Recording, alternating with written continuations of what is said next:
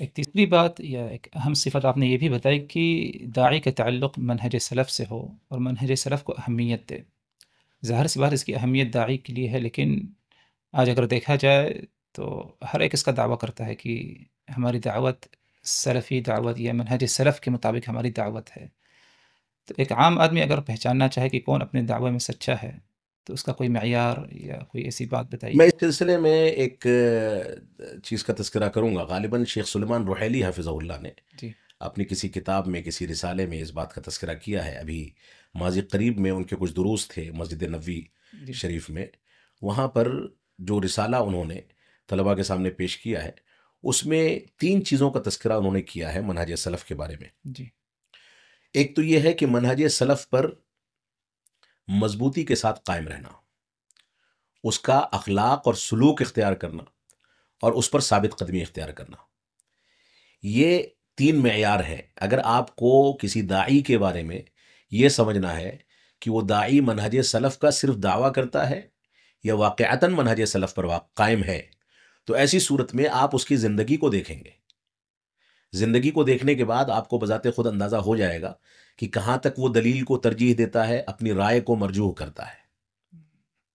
ایک بات. جی دوسری بات، اگر اس کے سامنے صحابہ کرام کے دور کے واقعات آتے ہیں، صحابہ کرام کی عظمت کا معاملہ آتا ہے، تو وہ کہاں تک صحابہ کرام کے دفاع کے لیے دیوانہ پن دکھاتا ہے. میں اس کو دیوانہ پن کہوں گا جی کیونکہ ایک مسلمان صحابہ کرام کے لیے دیوانہ ہی ہو سکتا ہے. صحیح. اسی طریقے سے بعض دعات ایسے ہوتے ہیں جو تساہل اختیار کرتے ہیں.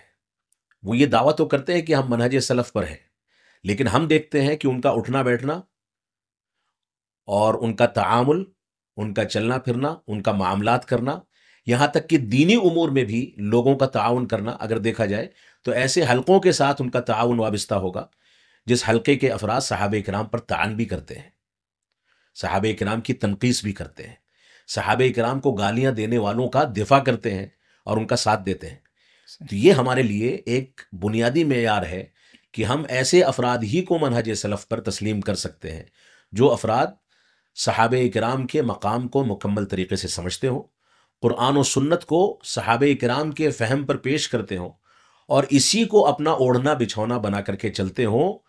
اس کے خلاف کرنے والوں سے وہ دعوت و تبلیغ کے لیے یا ان کی اصلاح کے لیے تو وابستہ ہو سکتے ہیں، جی لیکن ان کا ساتھ نہیں دے سکتے، ان سے محبت کا اظہار نہیں کر سکتے، کیونکہ ان کا شمار اہل بدعت میں ہونا چاہیے صحیح اور اہل سنت والجماعت کا اہل بدعت کے ساتھ جو تعامل ہونا چاہیے وہ معروف ہے. صحیح. لہٰذا منہج سلف کا صرف دعویٰ کر لینا کافی نہیں ہے، بلکہ اس دعوے کے مظاہر اس شخص کے اندر موجود ہونے چاہیے جی اور اس کے تقاضوں پر اس کو عمل کرنا چاہیے. اس کے بغیر وہ منہج سلف پر قائم نہیں مانا جائے گا. لیکن یہاں پر ایک بات کی صراحت میں کر دوں، بسا اوقات ماحول سے متاثر ہونے کے تناظر میں جی یا علمی کمزوری کے تناظر میں جی یا کبھی کبھار انسان دنیاوی مفادات کے تناظر میں بسا اوقات ان چیزوں میں تساہل کا شکار ہو جاتا ہے، سمجھوتا کر لیتا ہے. سمجھوتا کر لیتا ہے.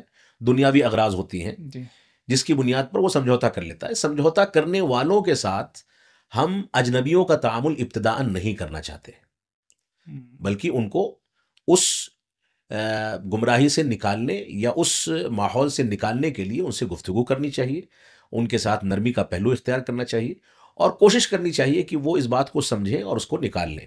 عموماً دیکھا یہ جاتا ہے کہ لوگ اس تنقید کو، جی جو تنقید ایسے افراد پر کی جاتی ہے تاکہ عوام کو اس شر سے محفوظ رکھا جا سکے، اس تنقید کو لوگ حکم سمجھ لیتے ہیں، جبکہ تنقید کرنے میں یعنی انکار منکر کرنے میں اور کسی پر حکم لگانے میں فرق ہے. صحیح. عام طور سے دیکھا یہ جاتا ہے ہندوستان کے تناظر میں ہم یہ دیکھتے ہیں کہ لوگ یہ کہتے ہیں کہ فلاں نے فلاں کے اوپر فلاں مسئلے میں تنقید کی ہے. جی تنقید جو ہے وہ علمی بنیادوں پر ہے، کیونکہ حق ہماری نظر میں صحیح شخصیات سے زیادہ محبوب ہے. صحیح. لہذا حق کی وضاحت کے لیے اور کسی غلط موقف یا غلط نظریے سے عوام کو بچانے کے لیے کسی شخص پر اگر تنقید کی جاتی ہے تو یہ تنقید در حقیقت نصح و خیر خواہی ہے، اس شخص کو آخرت کے دردناک عذاب سے بچانے کی ایک پہل ہے. لہذا تنقید کرنے والوں کے لیے لوگوں کو شکر گزاری کا جذبہ اختیار کرنا چاہیے. صحیح. اور تنقید جو ہے یہ حکم نہیں ہوتی. ہم کسی سلفی عالم پر یا قرآن و سنت پر چلنے والے عالم پر کوئی تنقید کرتے ہیں تو یہ تنقید خیر خواہانہ ہونی چاہیے، اس کی شخصیت کو نشانہ بنانے کے لیے نہیں ہونی چاہیے، لیکن تنقید کرنے کے مقصد سے یہ بھی مقصد نہیں ہونا چاہیے کہ ہم اس کو سلفیت سے خارج کر دیں یا اس کے بارے میں کوئی حکم لگائیں۔ یہ ہماری بنیاد ہے جس کو لوگوں کو سمجھنا چاہیے۔